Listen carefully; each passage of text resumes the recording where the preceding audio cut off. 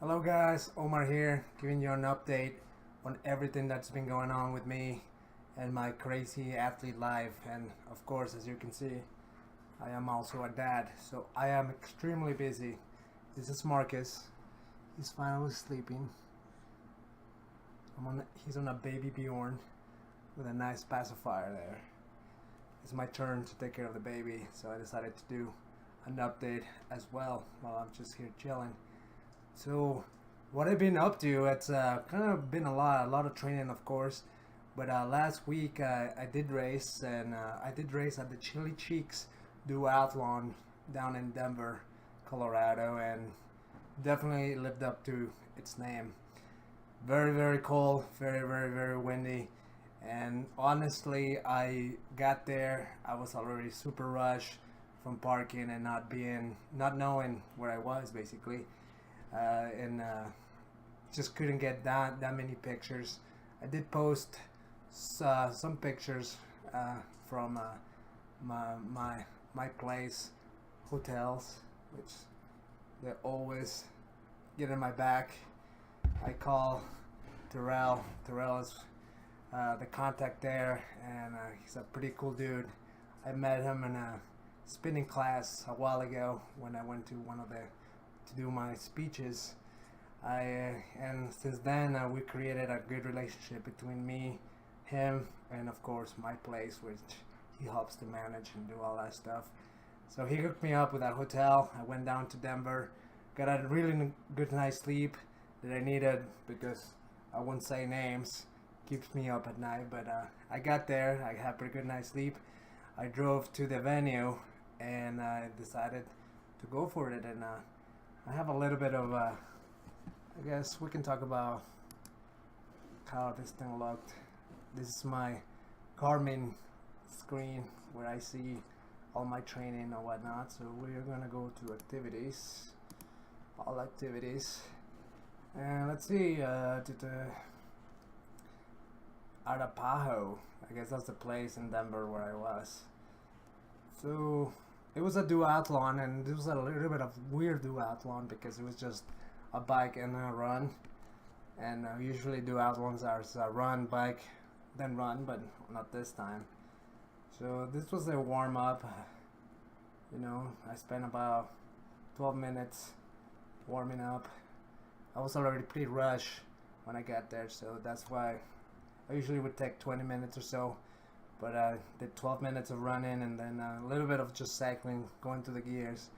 As you know, here where I live, and poor Marcus' head. Don't worry, guys. If you guys think his head is falling out, it's not. He's got like a big pillow underneath, so it might look kind of weird in the picture, but he's fine. I assure you that. Anyways, I was saying I haven't been here in Wyoming. There's been a lot of snow, so I've one of the big reasons I did this race is because I wanted to get to know the bike again, how it feels and everything. And it just happens to be super windy, super cold, and so I guess it was a good reminder of how it feels. So let's go into it, see what it looks like. This thing does this really cool thing that you can click and it tells you, I guess, like stuff from the beginning here and again. So that's how I went. I was at the Cherry Creek Reservoir Park. Pretty cool park. I'm pretty sure if it wasn't for how cold it was, it's a pretty cool park. And you know what? It was windy and it was chilly, but at least the roads were clean and dry. So I appreciate everyone over there at the Chili Cheeks Duathlon that put up the early triathlon that actually made that happen. So let's talk about what happened here. So here we're gonna. First of all, I want to talk about my heart rate. Of course, this was just a trial race. I wanted to get a nice, keep it like steady. I didn't want to blow up too much. So of course I went pretty fast. Let's see the speed. I started pretty fast, and then when once my heart rate got to that zone 3, zone 4 place, you can see that I steadied my heart rate, and I just my speed remained somewhere around the same. Actually, my average was 19.2, which there was about 30 miles per hour wind gust. So I'm pretty satisfied that I actually kept it up. Almost 20 miles per hour, because believe me, it didn't feel like you were going that fast. And as you can see, my heart rate remained steady throughout the thing. So I did what I was supposed to do, and I'm just hoping that here in the Sarasota Triathlon in a couple weeks, it's gonna be hot, and I think I enjoy hot better. I'm definitely gonna. So for this race, let's just bring it back. For this race, I did have a road bike, so I did not enjoy the spoils of in that aero position and being all my nice gear that I have. I just had a road bike with just aluminum wheels, and I just went for it, and I did pretty good. There it is. It took me, what does it say, 34 minutes to go about 11 miles, and considering the wind and the cold and me not being on a bike for a while, like actual riding, I'll take that as a win any day. Alright, so let's go to the run, which is where? Right here, of course. Alright, so I've always considered myself a little bit of a runner, so this race was 4 miles, a little more than 4 miles for the race. And again, let's do this sweet thing that I like to do. As you can see, it's not going as fast. It's just because I was running. So when I got to the running part of this duathlon, I must tell you, my legs were freezing. Like it took me I think about 40 seconds to do the transition, and it was mostly because I couldn't feel my hand and my feet. So when it came to like putting the shoes, it's a little bit difficult, I must say. So I wasted a little time doing that, and in the beginning here, let's see, that's not what I'm trying to do. As you can see over here in the beginning, my feet were completely frozen. I cannot feel my legs at all. So I just completely dedicated myself into just shuffling my feet and trying to keep a high cadence in order to let all that warm blood come down. So see, about what is it? About the 5-minute mark, that's when I finally started feeling good. Right about here. So you can see the speed starting to go, and I was like averaging 650, 649, somewhere around there.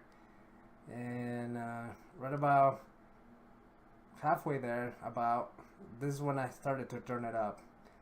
I just decided to kind of go for it, and that's when we see the 630s, 607 right there. That's pretty cool. And right here at this moment, turning that corner right there, as you can see, turning that corner right there, it's when the wind hit me straight up, 30 miles per hour wind. So my average took a little dip there, around 7, and I was just saving it. And towards the end, I saw the end, and I just gave it all I could to, actually a 5:55 there at the end. That's pretty good. The heart rate, you can see, this is when I turned it up. It went up, but I was able to hold it steady through, and I built up to finish hard. My performance condition, I won't get into that just because it's a little bit hard to explain. But I mean, you got everything here. So overall, it was a good race. I got, let's go back to the backs. Overall, on the Chili Cheeks Duathlon, I got 7th overall. There was about 150 people racing, so I'm pretty happy about my effort. I think if I would have had a faster bike, my triathlon bike, I would have got, maybe top five.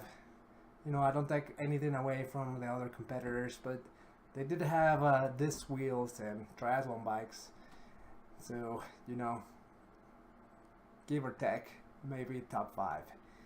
And so I came back, and what I've been doing is just been training really hard.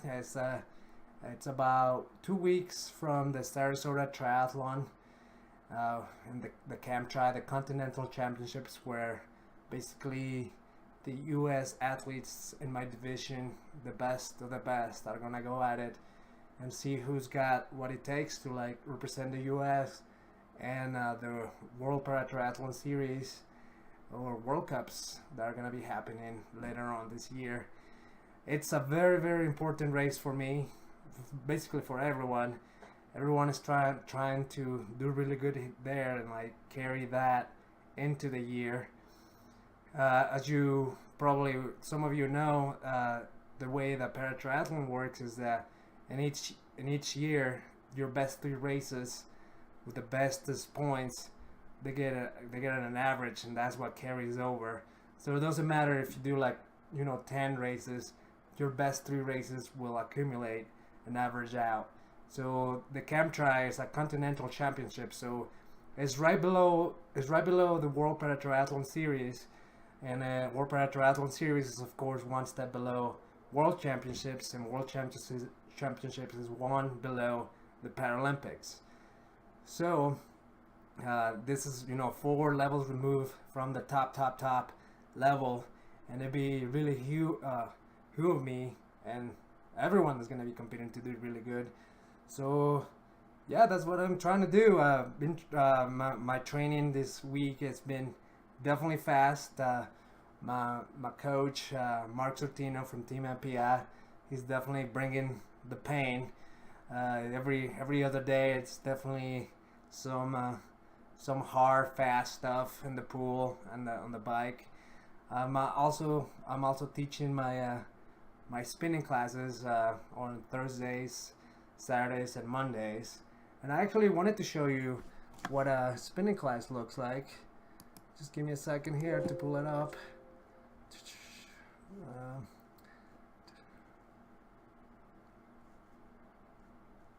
GoPro, there you go. I want to see if you guys can. That did something weird.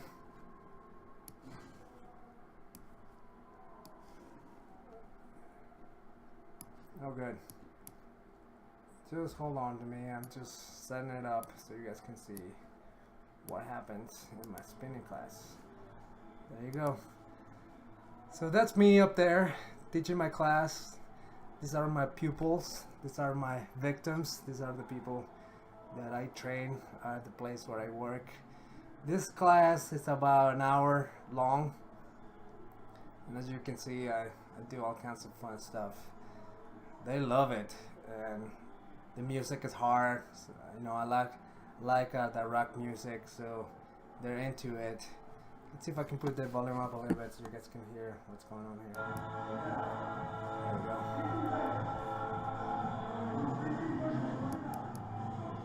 So I have a lot of fun doing these classes, and definitely the people at Lifetime Fitness, they have fun having me there. As you can probably imagine, these classes are incredibly hard for me and for the members. So me and my coach devised a plan for these classes to actually count. I usually do about 15-20 minute warm up before this class, which is just endurance. And then when I get to this class, it's a polarized effort, super hard, and then gonna go back to rest and then go back again. I don't call it intervals. Intervals, they remain kind of the same. These are just all over the place, you go from 0 to 100, maybe 80, and you keep doing that for 1 hour. So it's a hell of a class, and I have a lot of fun doing it. That's kind of what it looks like. So that's what I do for work. I also let's stop this now. I am also in the process of selling my house. I'm extremely busy doing that, remodeling, painting, and putting stuff away here in my house. So I have definitely been busy and training and looking forward to represent the U.S. in a couple of weeks at the CAMTRI. This weekend I do not have a race or anything. I leave for Sarasota this Sunday.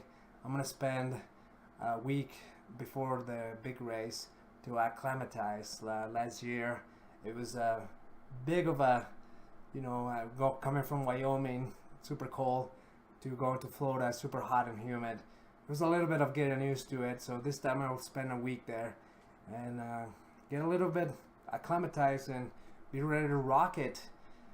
Come the race is gonna be on Saturday, next Saturday, in Sarasota, Florida, and I'm sure I'll have a little more time to update you about it all when I get there. But for now, keep supporting me, keep cheering me on. I am doing the best I can with what I got here. I have a baby, selling my house, keep taking care of my wife, just trying to stay afloat. But I feel pretty good about the race. I'm in really, really good shape. I really know I like where I am, and I'm super motivated. I thank you for all the people that already donated and the people that will donate as the season goes on. You guys are the reason why I'm doing what I do, because I want to represent the U.S., represent you. I just need the money and the sources, the resources to get there, and believe me, it's money well spent. So right about now, there should be a link there showing up. So if you want to donate, anything helps. Just go ahead and click it and help me get to the Tokyo 2020 Paralympics. Alright guys, this is Omar for Marcus. Say bye, Marcus. Bye. Saying goodbye.